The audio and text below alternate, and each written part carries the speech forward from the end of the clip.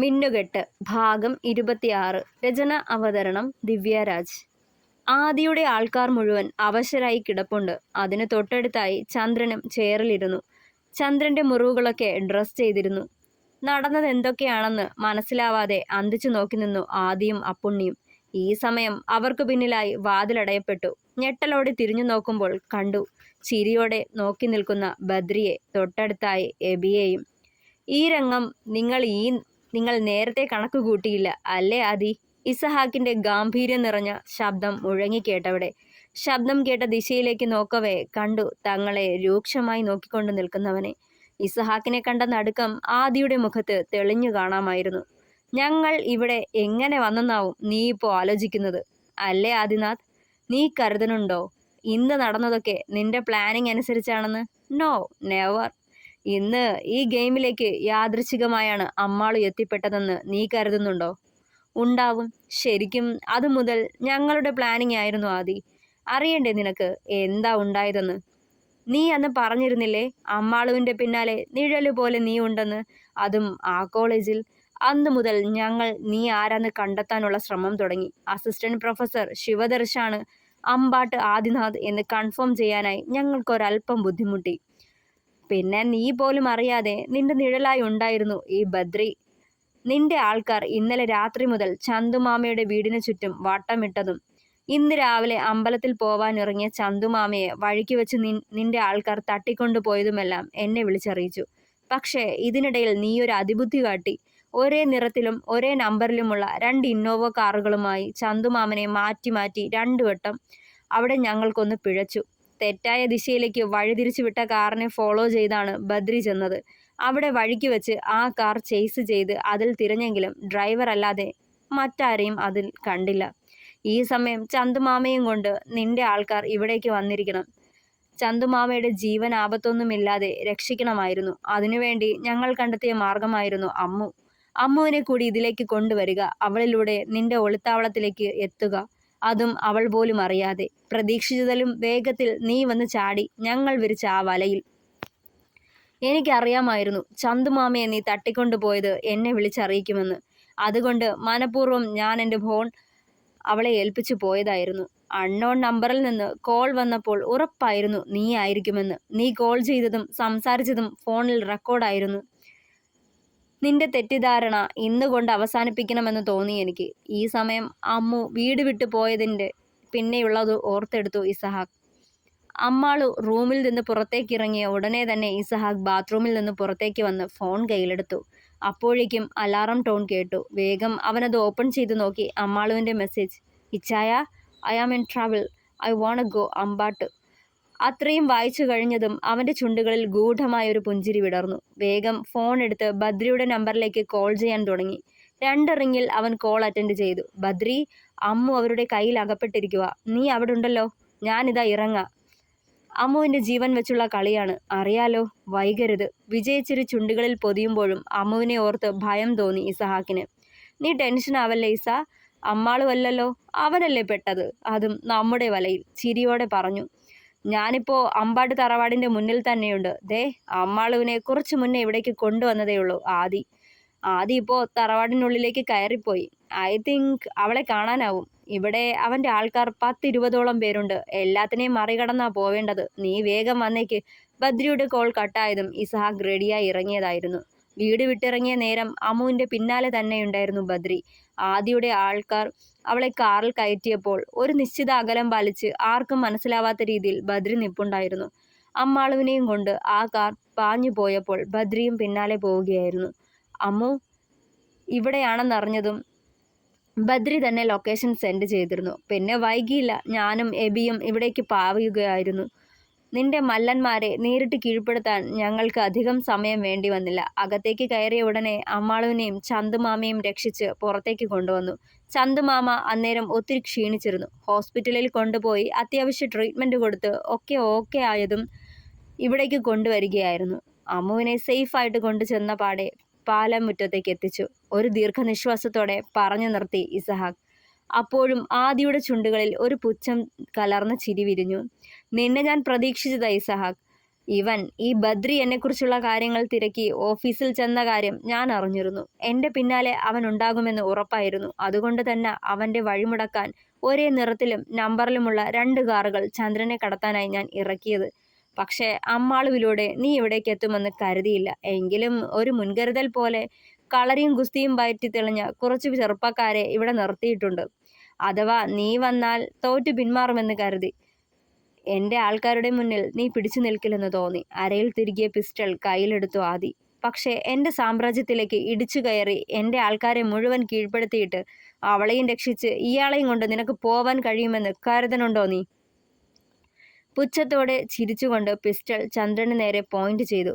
എൻ്റെ പെണ്ണിനെ അപായപ്പെടുത്താൻ ഇതിനു മുന്നേയും ഒരുപാട് പേര് ശ്രമിച്ചിട്ടുണ്ട്. പക്ഷേ അവരാരും പിന്നെ എഴുന്നേറ്റ് വന്നിട്ടില്ല.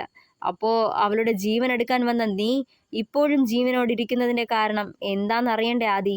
പറഞ്ഞുകൊണ്ട് കയ്യിൽ കരുതിയ പിസ്റ്റൾ ഇസഹാക്ക് ലോഡ് ചെയ്ത് അപ്പുണ്ണിക്ക് നേരെ പോയിന്റ് ചെയ്തു. അത് കണ്ടതും ഞെട്ടിപ്പോയി ആദി. അതിന് ഒരുത്തരമേയുള്ളൂ ആദി. നീ എൻ്റെ അളിയനായി പോയില്ലേ, എൻ്റെ ഭാര്യയുടെ ഒരേ ഒരു ആങ്ങളയും. ചിരിയോടെ അവനത് പറയുമ്പോൾ ആദിയുടെ മുഖം വലിഞ്ഞു മുറുകി. നുണ, ഞാൻ വിശ്വസിക്കില്ല. ചതിക്ക എന്നെ, ആദി അലറി. നീ ഇത് വിശ്വസിക്കില്ലെന്നറിയാം, പക്ഷേ അതാണ് സത്യം. നീയും അമ്മുവിൻ്റെ അച്ഛൻ അമ്പാട്ട് മാധവനും കരുതിയിരിക്കുന്നത് പോലെ നിന്റെ ജാനിമ്മ, അതായത് അമ്മുവിൻ്റെ പെറ്റമ്മ, അന്ന് മരിച്ചിട്ടല്ലായിരുന്നു. അന്ന് ജാനകിക്ക് കുത്തേറ്റെന്ന് മാധവന് തോന്നിയൊരു ഭ്രമമായിരുന്നു. സത്യത്തിൽ അവർക്കൊന്നും പറ്റിയിരുന്നില്ല. ഈ നിൽക്കുന്ന ചന്തുമാമ ജാനകിയെ രക്ഷിക്കുകയായിരുന്നു. ഇസഹാക്ക് ചന്തുവിനെ നോക്കി. അതെ മോനെ, നീ പറഞ്ഞതല്ല യാഥാർത്ഥ്യം. ജാനകിക്ക് നേരെ സേതു കത്തിയോങ്ങിയതും അവൾ നിലത്തേക്ക് വീണിരുന്നു. ഞാനവളെ അവിടെ നിന്ന് ഉടനെ മാറ്റി. സേതു അവളെ അപായപ്പെടുത്തിയെന്ന മിഥ്യാധാരണയിൽ അവർ തമ്മിൽ നടന്ന ഉന്തും തള്ളലുമാ മാധവൻ അബദ്ധത്തിൽ സേതുവിൻ്റെ ജീവൻ എടുക്കാനിടയായത്. ചന്തു അത് പറയുമ്പോൾ വിശ്വാസം വരാതെ അയാളെ തന്നെ ഉറ്റുനോക്കി നിന്നു ആദി. മകളെ ജീവനെ പോലെ സ്നേഹിച്ച മഠത്തിൽ മാധവന് ജാനിയെ ദ്രോഹിക്കാൻ കഴിയുമായിരുന്നില്ല. അയാൾ അവരെ സംരക്ഷിച്ചു. ജാനകിയെ മഠത്തിൽ തറവാട്ടിലേക്ക് കൂട്ടിക്കൊണ്ടുപോയി. പിന്നീടുള്ള ദിവസങ്ങളിൽ അവിടെ അവർക്കൊപ്പം കഴിയുകയായിരുന്നു ജാനകി. ഇതിനിടയ്ക്ക് കേസും കോടതിയും വിസ്താരവും ഒക്കെ കഴിഞ്ഞു. അമ്പാട്ട് മാധവനെ കൊലക്കുറ്റത്തിന് ജീവപര്യന്തം തടവ് വിധിച്ചു. ജാനകി ഒരു പെൺകുഞ്ഞിന് ജന്മം നൽകിയ വിവരം അറിയിക്കാനായി പലതവണ മാധവനെ കാണാൻ ചന്തുമാമ ശ്രമിച്ചിരുന്നു. ഒന്ന് കാണാനോ ചന്തുമാമയ്ക്ക് പറയാനുള്ളത് കേൾക്കാനോ കൂടി അയാൾ കൂട്ടാക്കിയില്ല. ജാനകി മരണപ്പെട്ടു എന്ന് തന്നെ വിശ്വസിച്ചു അമ്പാട്ട് മാധവൻ. കുഞ്ഞു ജനിച്ച് 10ാം നാൾ ജ്വരം വന്ന് ജാനകിയെ ഹോസ്പിറ്റലിൽ കൊണ്ടുപോയി. അവിടെ വെച്ച് അവർ മരിക്കുകയായിരുന്നു. ശരിക്കും നടന്നത് ഇതൊക്കെയാണ്. ഇനിയും നിനക്ക് വിശ്വാസം വരുന്നില്ലെങ്കിൽ ഇതൊക്കെ ചെക്ക് ചെയ്യാം. പറഞ്ഞുകൊണ്ട് ഒരു ഫയൽ ആദിക്ക് നേരെ എറിഞ്ഞുകൊടുത്തു ഇസഹാക്ക്. ആദി അവനെ തന്നെ സംശയത്തോടെ നോക്കി. ഒരക്ഷരം കൂടി പറയാതെ. ഇതിനുള്ളിൽ അമ്മുവിൻ്റെ ജനന സർട്ടിഫിക്കറ്റും ജാനകിയുടെ മരണ സർട്ടിഫിക്കറ്റും അവർ ഹോസ്പിറ്റലിൽ അഡ്മിറ്റായിരുന്നപ്പോഴുള്ള വിവരങ്ങളുമാ. ആദി തോക്ക് മാറ്റി നിലത്തു നിന്നും ആ ഫയലുകൾ എടുത്ത് തുറന്നു നോക്കി. അമ്പരപ്പോടെ വീണ്ടും വീണ്ടും അതിലേക്ക് നോട്ടം പായിച്ചു കൊണ്ടിരുന്നു. ഹൃദയമിടിപ്പ് കൂടി വരുന്നുണ്ടായിരുന്നു ആദിക്ക്. ഇസഹാക്ക് പറഞ്ഞതെല്ലാം സത്യമാണെന്ന് തെളിയിക്കാൻ ശേഷിയുള്ള രേഖകൾ. പക്ഷേ അപ്പോഴും സംശയം ബാക്കിയാണ്. ഇന്നത്തെ കാലത്ത് ഇതിലും പഴക്കമുള്ള വ്യാജരേഖകൾ ഉണ്ടാക്കിയെടുക്കാൻ കഴിയില്ലേ? ഇതിൽ എത്രമാത്രം സത്യമുണ്ടെന്ന് എങ്ങനെ അറിയും? അവൻ ഓർത്തു. 22 വർഷങ്ങളായി ചന്തുമാമ ഇതൊക്കെ സൂക്ഷിച്ചു വെച്ചത് എന്നെങ്കിലും മാധവൻ തിരികെ വന്നാൽ അമ്മുവിനെ മോളെന്ന് പറഞ്ഞ് അയാൾക്ക് മുന്നിൽ കാണിക്കുമ്പോൾ തെളിവിനായി കൊടുക്കാനാ. ഇനിയും നിനക്ക് വിശ്വാസം വരുന്നില്ലെങ്കിൽ അവൾ നിന്റെ ചോരയാണോ ഇല്ലയോ എന്ന് കണ്ടുപിടിക്കാൻ DNA ഒരു പോസിബിലിറ്റി ഉണ്ട്. നിനക്ക് വിശ്വസ്തരായ അധികാരികളുടെയും ഡോക്ടേഴ്സിൻ്റെയും മേൽനോട്ടത്തിൽ ടെസ്റ്റ് സാമ്പിൾ കളക്ട് ചെയ്യാം. നിനക്ക് ഞാൻ അതേപ്പറ്റി പറഞ്ഞു തരേണ്ടതില്ലല്ലോ. എന്തു പറയുന്നു മിസ്റ്റർ ആദിനാഥ്? ഇസഹാക്ക് അവനെ തന്നെ നോക്കി നിന്നു. നമുക്ക് DNA ചെയ്യാം. എനിക്കറിയണം സത്യം എന്താണെന്ന്. അതിനുള്ള കാര്യങ്ങൾ എൻ്റെ മേൽനോട്ടത്തിൽ ഞാൻ ചെയ്തോളാം. പക്ഷേ അതിനുശേഷം നിങ്ങൾ പറഞ്ഞത് കളവാണെന്ന് തെളിഞ്ഞാൽ ഈ നിൽക്കുന്ന ഒരാളെ പോലും ഈ ആദിനാഥ് ജീവനോടെ വിടില്ല. ചതി ഞാൻ ക്ഷമിക്കില്ല. ഇസഹാക്കിൻ്റെ കണ്ണുകളിൽ നോക്കിക്കൊണ്ട് പറഞ്ഞു ആദി. ചതി ഞാനും ഒരിക്കലും പൊറുക്കില്ല ആദിനാഥ്. നിന്റെ സാമീപ്യത്തിൽ നിന്റെ വിശ്വസ്തരിലൂടെ നിനക്ക് DNA ടെസ്റ്റിൻ്റെ പ്രൊസീജിയറുമായി മുന്നോട്ട് പോവാം. നീ പറയുന്നിടത്ത് അമ്മാളുവിനെ ഞാൻ കൊണ്ടുവരും. ഇസഹാക്ക് ആദിയുടെ കണ്ണിലേക്ക് നോക്കി തന്നെ മറുപടി കൊടുത്തു. ശരി, ഞാൻ അറിയിക്കുന്ന സമയം ഞാൻ പറയുന്ന സ്ഥലത്ത് അവളെ എത്തിച്ചു തരണം. ഇപ്പോൾ ഞാൻ പോവുക. ഇസഹാക്ക് കളവ് പറയില്ലെന്ന വിശ്വാസത്തിന് പുറത്ത്. ആദിയത് പറയവേ മൃദുവായി ഒന്ന് പുഞ്ചിരിച്ചു ഇസഹാക്ക്. നിനക്ക് വിശ്വസിക്കാം ആദി. ഞാൻ പറഞ്ഞത് സത്യമായിരുന്നെന്ന് നിനക്ക് നേരിട്ട് ബോധ്യമാവും. ഒന്നും പറയാൻ നിന്നില്ല ആദി. അപ്പുണ്ണിയെയും കൂട്ടി താഴേക്ക് നടന്നു. പിന്നാലെ ഇസഹാക്കും ബദ്രിയും എബിയും. അമ്പാട്ട് നിന്ന് ഇസഹാക്ക് നേരെ പാലേക്കുന്നിലേക്കാണ് ചെന്നത്. റൂമിലേക്ക് ചെന്നതും കണ്ടു ബെഡിൽ ചുരുണ്ട് കിടന്നുറങ്ങുന്ന അമ്മുവിനെ. തൊട്ടടുത്തായി ആനിയും ജാനറ്റും വല്യമ്മച്ചിയും ഇരിപ്പുണ്ട്. ഇപ്പോ ഒന്ന് മയങ്ങിയേയുള്ളൂ. നീ വന്നോ വന്നോ എന്ന് ചോദിച്ച് ഇരിക്കുവായിരുന്നു. നന്നായി പേടിച്ചിട്ടുണ്ട്. ഉറക്കത്തിലും പിച്ചും പേയും പറയുക. സാറാമ്മ അത് പറയവേ ഇസഹാക്ക് അമ്മാളുവിനെ ദൈന്യതയോടെ നോക്കി.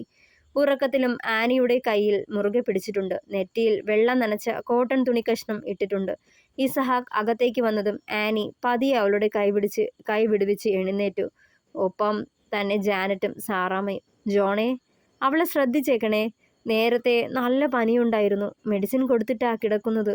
സാറാമ്മ പടി കടക്കാൻ നേരം ഓർമ്മിപ്പിച്ചു. അമ്മുവിനെ നോക്കിക്കൊണ്ട് ഒന്ന് മൂളുക മാത്രം ചെയ്തവൻ. 3 പേരും റൂം വിട്ട് പുറത്തേക്ക് പോയതും ഇസഹാക്ക് അമ്മാളുവിൻ്റെ അടുത്തേക്ക് നടന്നു.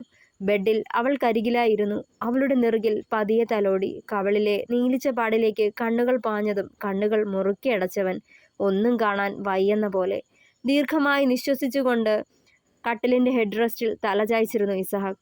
ഇച്ചായ, നിലവിളിയോടെ അമ്മാള് ഉറക്കത്തിൽ നിന്നും ഞെട്ടി ഉണർന്നു. തൊട്ടടുത്തായി അവനെ കണ്ടതും അവളുടെ കണ്ണുകൾ വിടർന്നു. ചുണ്ടുകളിൽ ചെറുചിരി പടർന്നു.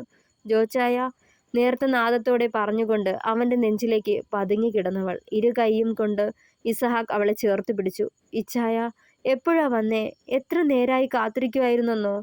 പേടിയായിരുന്നു എനിക്ക്. അയാൾ എൻ്റെ ഇച്ചായനെ എന്തെങ്കിലും ചെയ്യുമെന്ന് കരച്ചിലോടെ പറഞ്ഞുകൊണ്ട് അവൻ്റെ മുഖത്തേക്ക് നോക്കി. അതിന് മറുപടിയായി അവനൊന്ന് പുഞ്ചിരിച്ചു. കരയല്ലേടാ, എന്തിനാ വെറുതെ കരഞ്ഞ് കണ്ണ് കലക്കുന്നത്?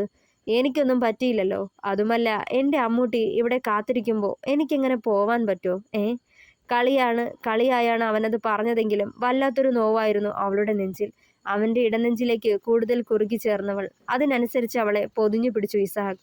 അമ്മ ഉറങ്ങിക്കഴിഞ്ഞതും അവളെ കട്ടിലിലേക്ക് ചായച്ചു കിടത്തിയിരുന്നവൻ. അതിരാവിലെ പാലെടുക്കാനായി പാത്രവുമായി ഇറങ്ങിയതായിരുന്നു ജാനറ്റ്.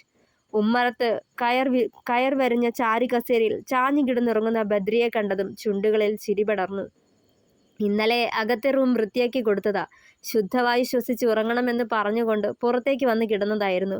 ഓർത്തുകൊണ്ട് പുറത്തേക്ക് നടന്നു. പാല് വാങ്ങി തിരികെ വന്നതും ഉമ്മറം വഴിയായിരുന്നു. അറിയാതൊരു നോട്ടം ചാരി കസേരയിലേക്ക് നീണ്ടെങ്കിലും പ്രതീക്ഷിച്ച ആളവിടെ ഉണ്ടായില്ല.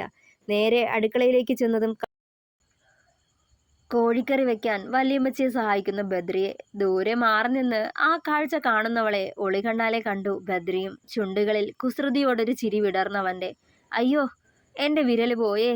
നിലവിളിച്ചുകൊണ്ട് കൈ കുടയുന്നതിനൊപ്പം അവളെ നോക്കുമ്പോൾ വാതിലിനു പിന്നിലേക്ക് മറഞ്ഞിരുന്നവൾ. എവിടെ നോക്കട്ടെ. എന്നടാ ബദ്രിയെ, നല്ലോണം മുറിഞ്ഞോ?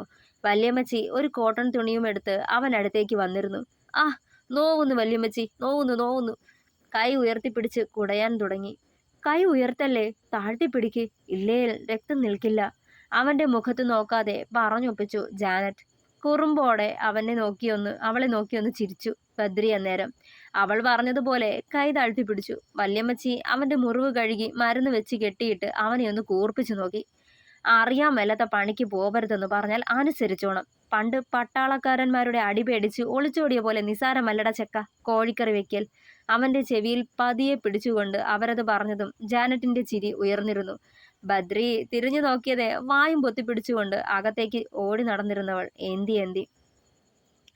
രാവിലെ അമ്മാള് ഉറക്കം വിട്ടുണർന്ന് കണ്ണുകൾ തുറന്നു നോക്കവേ കണ്ടത് ജനാലയിലൂടെ പുറത്തേക്ക് നോക്കി നിൽക്കുന്നവനെയാണ്. പതിയെ എഴുന്നേറ്റ് അവൻ അടുത്തേക്ക് ചെന്നതും അവനെ പിന്നിലൂടെ പുണർന്നും പുറംഭാഗത്തായി മുഖം ചേർത്ത് നിന്നു. ചെറുപുഞ്ചിരി മിന്നിമാഞ്ഞു ഇസഹാക്കിൻ്റെ ചുണ്ടുകളിൽ. തിരിഞ്ഞു നിന്നുകൊണ്ട് അവളെ നെഞ്ചിലേക്ക് അണച്ചു പിടിച്ചിരുന്ന അവൻ്റെ കരങ്ങൾ. പനിയൊക്കെ മാറിയോ പൊന്നെ? ഇസഹാക്ക് അവളുടെ നെറുകിൽ പതിയെ തലോടി. മാറി. പതിയെ ശബ്ദം താഴ്ത്തിയവൾ. എന്താടാ ഇച്ചായ, അയാൾ ആ ആദിനാഥ് ശരിക്കും ആരാ? എന്നെ എന്തിനാ തട്ടിക്കൊണ്ടുപോയത്? ആകാംക്ഷയോടെ അവനെ നോക്കിയവൾ. പറയാം, പക്ഷേ അത് ഇപ്പോഴല്ല. അതിനുള്ള സമയം വരട്ടെ. കുറച്ചുകൂടി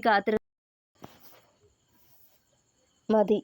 വെറുതെ ഓരോന്നും ഓർത്ത് ഈ തല ചൂടാക്കേണ്ട. അതുവരെ നമുക്ക് ആലോചിക്കാൻ എന്തെല്ലാമുണ്ട്. പാതി വഴിക്ക് മുടങ്ങിയ നമ്മുടെ പ്രണയവും.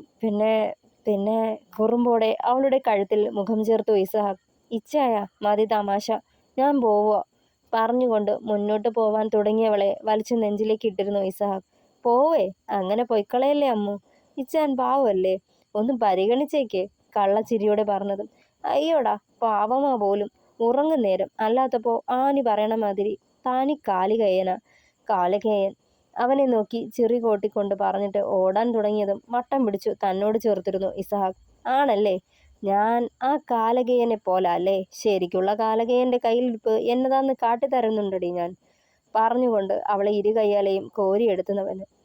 അവന്റെ നെഞ്ചോരം ചേർന്ന് കണ്ണുകൾ അടച്ചു പിടിച്ചിരുന്നു അമ്മു. ബദ്രിയും ഇസഹാക്കും എബിയും വല്യപ്പച്ചനും വല്യമ്മച്ചിയും ഒരുമിച്ചിരുന്ന് ഭക്ഷണം കഴിക്കുകയായിരുന്നു. ഈ സമയം അമ്മുവും ആനിയും കൂടി എല്ലാവർക്കും ഭക്ഷണം വിളമ്പുന്നുണ്ടായിരുന്നു. എബി ഇടയ്ക്കിടെ ആനിയെ നോക്കുന്നുണ്ടെങ്കിലും പെണ്ണ് വലിയ പിണക്കത്തിലാണ്. ഇനി ഇങ്ങേരുടെ തിരുമോന്ത എനിക്ക് കാണണ്ടെന്നുള്ള വാശിയില്ല. അവനെ മൈൻഡ് ചെയ്യാതെ ഓരോന്നും എടുത്തു കൊടുക്കുന്നുണ്ടായിരുന്നു. അത് കണ്ടതും എബിയുടെ നെഞ്ചിലെവിടെയോ ഒരു കൊളുത്തി വലി തോന്നിയിരുന്നു. ഈ സമയം ഇസഹാക്കിന്റെ കള്ളച്ചിരിയോടുള്ള നോട്ടം അമ്മുവിനെ തേടി പോകുന്നുണ്ടായിരുന്നു. ഇടയ്ക്കിടെ അവനെ നോക്കി ചെറുതായൊന്ന് പുഞ്ചിരിക്കുന്നവളെ ആരും കാണാതെ കണ്ണിറുക്കി കാട്ടി ഇസഹാക്ക്.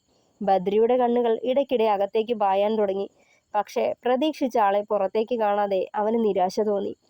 അവൾ അകത്തുണ്ടെന്നത് ഉറപ്പാണ്, പക്ഷേ എങ്ങനെയാ ഒന്ന് പുറത്തേക്ക് കൊണ്ടുവരുന്നത് ഓർത്തുകൊണ്ട് ഡൈനിങ് ടേബിളിന് മുകളിൽ പരതി. എല്ലാം അവിടെ തന്നെ ഇരിപ്പുണ്ട്. നല്ല ചൂടുള്ള വെള്ളമാണ് ജഗ്ഗിലെന്ന് കണ്ട് അവൻ സാറാമ്മയെ നോക്കി. വല്യമ്മച്ചി, എനിക്ക് ചൂടുവെള്ളം വേണ്ട, തണുത്ത വെള്ളം ഇരിപ്പുണ്ടോ? പച്ചവെള്ളമായാലും മതി. നീ എന്നാടാ ബംഗാളി അവൻ പഠിക്കുവാണോ? പച്ചവെള്ളം മതിയെന്ന് പോലും. വയറ്റിൽ കൊക്കാപ്പുഴു വളരും. എബി അവനെ നോക്കിയതും അവനെ ഒന്ന് നോക്കി പല്ല് ഞെരിച്ചു. ഡാ തെണ്ടി, നാവടയ്ക്ക് മര്യാദയ്ക്കിരുന്നു, ഇല്ലേ ഞാൻ നിന്റെ തന്തയ്ക്ക് വിളിക്കും. വെറുതെ എന്തിനാ? അവന് കേൾക്കാൻ പാകത്തിന് ബദ്രി അത് പറഞ്ഞതും ഒന്ന് ഇളിച്ചു കാട്ടി എബി.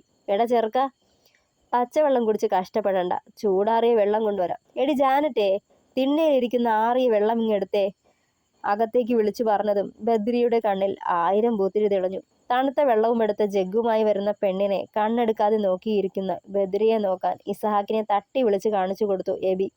ജാനറ്റ് ജഗ്ഗിലെ വെള്ളം ബദ്രിയുടെ മുന്നിലിരിക്കുന്ന ഗ്ലാസ്സിലേക്ക് പകർത്തിയിട്ട് തിരികെ പോയി. അവനെ ഒന്ന് നോക്കുകൂടി ചെയ്യാതെ താടിക്ക് കൈയും കൊടുത്ത് അവളെ തന്നെ നോക്കിയിരുന്നു ബദ്രി.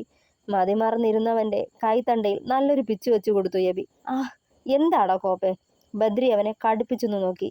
മയത്തിൽ വായി നോക്കടാ, എന്നു മുതലാ നിനക്ക് ഈ പുതിയ ശീലം തുടങ്ങിയേ? അവൻ കേൾക്കാൻ പാകത്തിന് ആക്കിയ ചിരിയോടെ ചോദിച്ചു എബി.